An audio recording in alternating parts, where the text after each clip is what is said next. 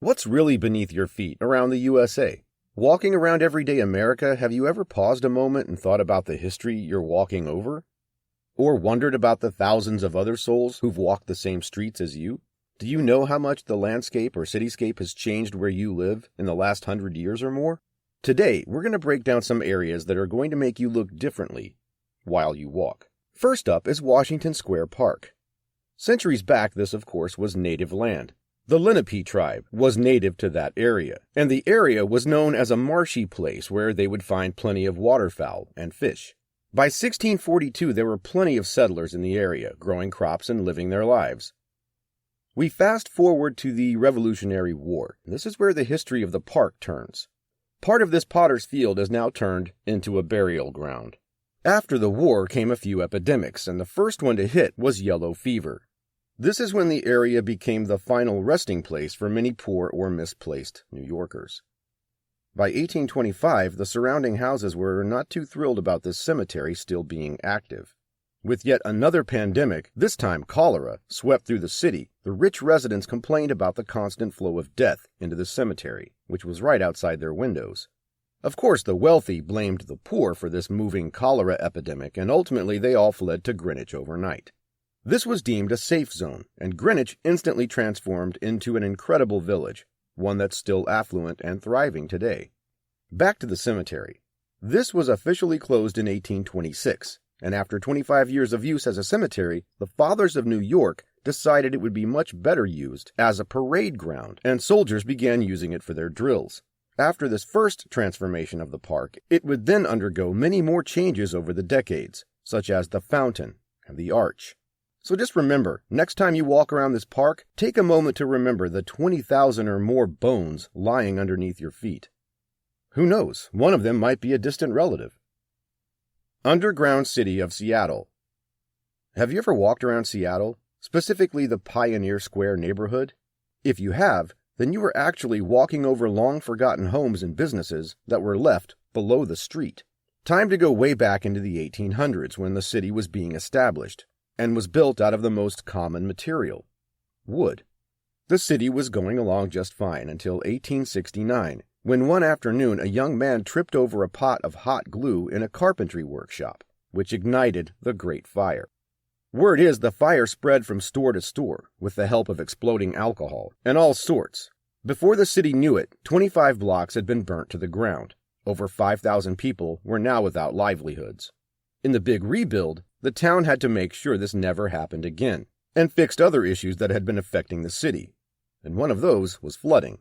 So construction would then go on to consist of concrete, plus the need to raise the city. A way to do this quickly was to turn all the first floors of buildings into the basement, therefore making the first floor the new street level. During construction, pedestrians would use ladders to go from street to street as each of the buildings and roads were raised. Some continued to use the basements for business, but most used it for storage. Now the basement area was then known as the Seattle Underground. You could still walk around there, but all merchants and shops were now on the first floor. It wasn't until fear of bubonic plague in 1907 that the underground was shut down for good. However, not all listened, and this underground part of town became a place for the homeless, illegal gambling, flop houses, and opium dens. Right under the feet of the elite, the dark underbelly of Seattle was alive and well. Over time, it basically stayed in this state until the 1950s, when a local historian decided to open it up and share the rich history. You can now book tours and explore the original Seattle and imagine what it used to be like living in those times. Tomlinson Hall. If you've ever visited Whistler Plaza in Indianapolis, then you have walked over some history.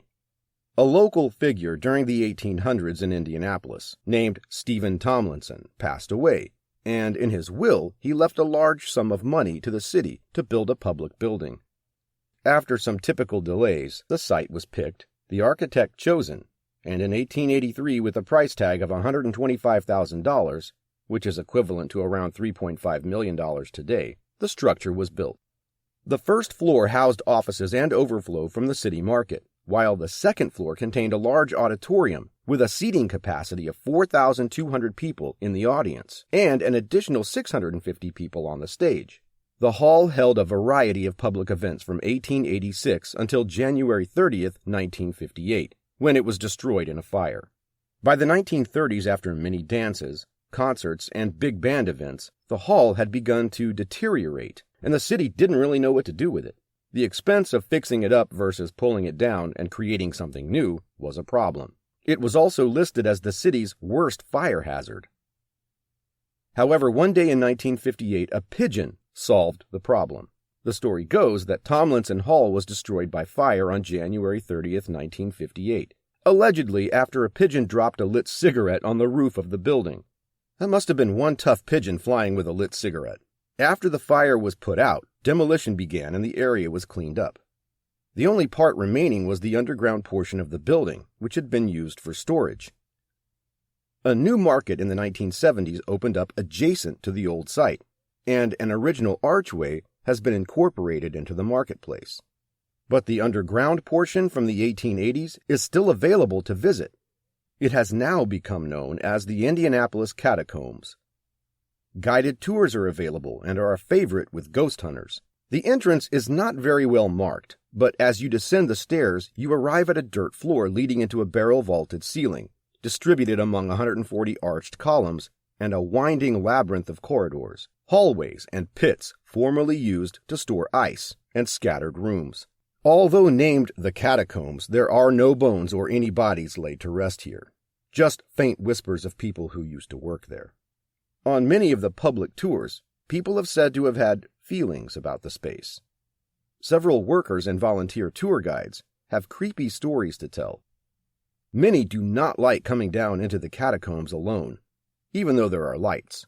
Then some give the deer-in-the-headlights look when questioned about the paranormal activity. Our guide certainly did. One story I heard involved a horse-drawn carriage that had resided underground for many years, and always parked in the same place, was found moved to another location within the catacombs. There were no tracks in the dirt. Another story claims the chairs in the catacombs periodically reappear in different locations. Sounds interesting. Now, you can do an organized tour or brave it alone. However, there are over 20,000 square feet of catacombs, so make sure you have a torch and a good sense of direction. Next up is the old town of Butte. This is not a bustling city like New York, but in its prime there were over 100,000 people living in Butte, Montana. It was labeled as the richest hill on earth. There was a fair amount of gold and silver produced from this mining town. Then another boom came with copper in the late 1880s.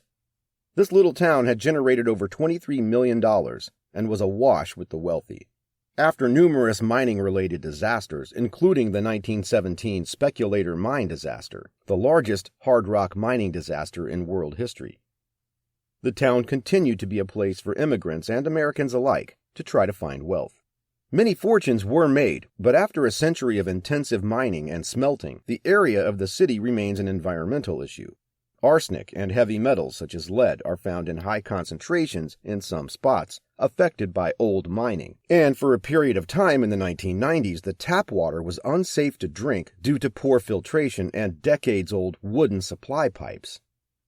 Under the city is not only mines, but also a few remains from the city. Of course, during the Prohibition era, this mining town had an underground hidden speakeasy that was only just discovered in 2004. Next, they have an underground jail, where it's said Evel Knievel got his nickname. Aside from these hidden gems under that pavement, you can also venture into the history of the mines. For all those that love to activate their spookometer, this tour is for you. And it involves an ancient mine shaft, which is said to be haunted by men who lost their lives on the job. Whatever tour you take, above ground, looking at a historical red light district or discovering the intense yet horrific working conditions many a man endured while working in the mines, this town of Butte is oozing history and a presence you will not forget. So tread lightly around the world. It seems you never really know what you're walking over.